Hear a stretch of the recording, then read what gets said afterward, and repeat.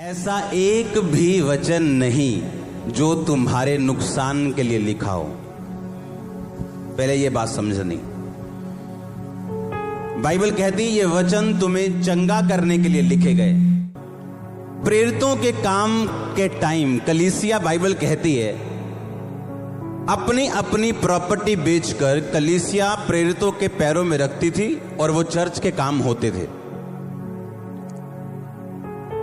अब ध्यान से समझना, ये चर्च में आया, इसने वचन को कबूल किया, अपनी प्रॉपर्टी बेच दी, मुझे दे दी, खुद बैठ गया। फिर ये आया, इसने बेच दी, इसकी शादी हो मैंने करवा दी, चर्च बना दिया, साउंड ले लिया। अच्छा, अब क्या ये सब कंगाल होते गए क्या? क्योंकि अपनी अपनी प्रॉपर्टी बेच दी। तो अगर चर्च में 10,000 कंगाल बैठे होंगे तो प्रभु का काम कहां से चलेगा? यीशु मसीह ने कहा, तुम में से ऐसा एक भी नहीं जिसने मेरे लिए अपना घर, माता, पिता, खेत, प्रॉपर्टी छोड़ दियो और मैं उसको 100 गुना वापिस ना करूं। बाइबल बताती है जिस दिन पतरस ने प्रचार किया उस दिन 3,000 लोगों ने बपतिस्मा लिया और वो गिनती हजारों में बढ़ती गई। अगर वो सभी कंगाल होते गए तो खर्चा कहां से चला? अगर इसने 1 प्लॉट दिया, प्रभु ने इसको 2 वापिस किए। अगर इसने 2 दिए, इसको 4 मिले। हुआ क्या? चर्च आशीषित होती गई और प्रभु का काम बढ़ता गया। क्योंकि जब प्रभु का काम वहां लिखा बढ़ता गया, इसका मतलब पैसा भी बढ़ता गया ताकि प्रभु के कामों में कोई विघ्न ना हो। तो ऐसा एक भी हुक्म नहीं जो तुम्हारे नुकसान के लिए लिखा हो। अगर परमेश्वर ने कहा धन्य कहना मुझे,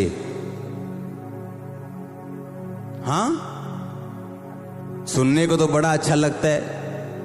क्या बच्चा मर जाए तो उसको धन्य कहोगे? बड़ी कठोर बात है।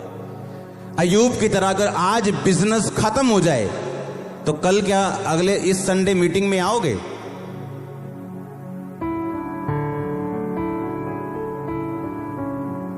अगर आज घर जाके मालूम हो कि वाइफ छोड़ के चली गई बच्चों समेत, क्या इस संडे मीटिंग में आओगे?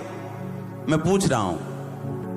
यस कहना, यस करना उतना ही फर्क है जितना शैतान और परमेश्वर में। रूत कैसे बचाई गई? पिता को धन्य कह के।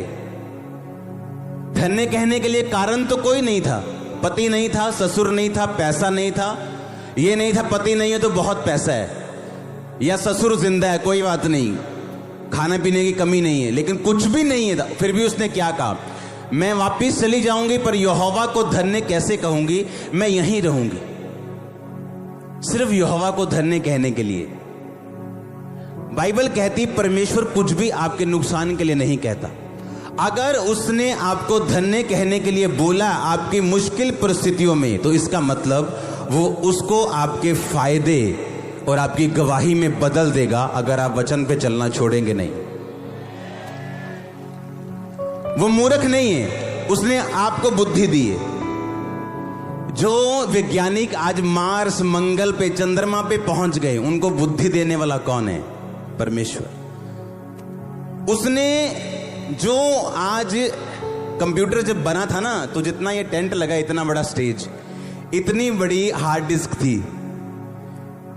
जो आज आपके जेब में जो माइक्रो कार्ड है ना, उसमें ज्यादा स्टोरेज है जो पहली हार्ड डिस्क बनी थी। वो इंसान जो इसकी बुद्धि बढ़ती जा रही है, परमेश्वर कहता मेरे सामने तुम मूर्ख हो, ये मैंने बनाई है बुद्धि। जो कंप्यूटर आज हमने बनाए, हमारी बुद्धि ने बनाए, सोचो जिस बुद्धि को परमेश्वर ने बनाया वो तुम्हें फालतू में नहीं कहेगा मेरा धन्यवाद कर, या मेरी वर्शिप कर, या मेरा थैंक्स कर, या व्यभिचार छोड़ दे, या नशा छोड़ दे। आपको बोरिंग करने के लिए नहीं, आपको कुछ देने के लिए, कुछ बिल्ड करने के लिए। वो आप में वो देखता है जो आप नहीं देख सकते। आप अपने आप में वो निकाल सकते हैं अपने आप से जो परमेश्वर जिस तरह देखता है वचन पे चल के। आमीन। आप कमजोर नजर आते हैं, हाँ, परमेश्वर कहता नहीं तू दबोर है, तू गिदौन है, पर वो निकलेगा कैसे आपके अंदर से? वचन पे चलते रहेंगे। हाँ, क्या करेंगे वचन पे? दिल करेगा तब भी नहीं करेगा, दुखी होके तब भी, सुखी होके आप चलते रहेंगे, आप चलते रहेंगे। आप में से वो दबोरा, वो मरियम निकलेगी जिसके लिए प्रभु ने पैदा किया आपको। आप वो नहीं हो जो यहां बैठी हो, आप वो नहीं हो, आप वो नहीं हो। आप एक पत्थर की तरह आए हो जो एक्चुअल में हीरा है। अगर उसे तराशा नहीं जाएगा वो तमाम उम्र पत्थर रहेगा। जितना मैंने हाथ में साइज किया, अगर इतना पत्थर हो तो कोई किसी काम का नहीं, लेकिन अगर इतना हीरा हो तो 2000 करोड़ से भी ज्यादा उसकी वैल्यू होगी। इतना सिर्फ आप इमेजिन करो, आपकी वैल्यू हीरो से भी ज्यादा है। पर जब दिमाग का प्रयोग करेंगे कि अब कौन सा थैंक्स रह गया, अब तो बीमारी हो गई, अब कौन सा थैंक्स करेंगे, अब तो हमारे घर में ये घटना हो गई, अब कैसे थैंक्स करेंगे हम, मेरे साथ तो ये हो गया, मेरा तो वीजा ही नहीं लगा, मेरा तो सब कुछ खत्म हो गया, मेरी तो मंगनी टूट गई। यहां लोग प्रेयर लाइन में खड़े होते, मेरी मंगनी टूट गई, रो रहे होते। मैंने कहा गुड गया ताकि बेटर आ सके। अगर तुम्हें तुम्हारी वैल्यू मालूम हो, अगर तुम कभी रोओगे नहीं, कभी भी रोओगे नहीं तुम। अगर तुम्हें तुम्हारी वैल्यू मालूम हो, अगर तुम्हें कोई छोड़ के गया, उसको अपना नुकसान नजर आएगा और होगा, तुम्हारा कुछ नहीं होगा। तुम एक ऐसा हीरा हो जिसे अगर एक अमीर त्याग देगा तो दूसरा अमीर। जितना मैंने हाथ में साइज किया, अगर इतना पत्थर हो तो कोई किसी काम का नहीं, लेकिन अगर इतना हीरा हो तो 2000 करोड़ से भी ज्यादा उसकी वैल्यू होगी। इतना सिर्फ आप इमेजिन करो, आपकी वैल्यू हीरो से भी ज्यादा है।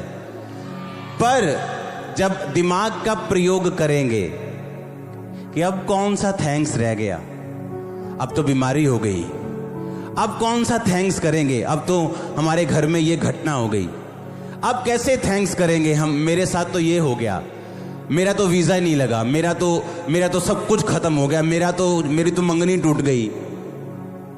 यहां लोग प्रेयर लाइन में खड़े होते, मेरी मंगनी टूट गई, रो रहे होते। मैंने कहा गुड गया ताकि बेटर आ सके।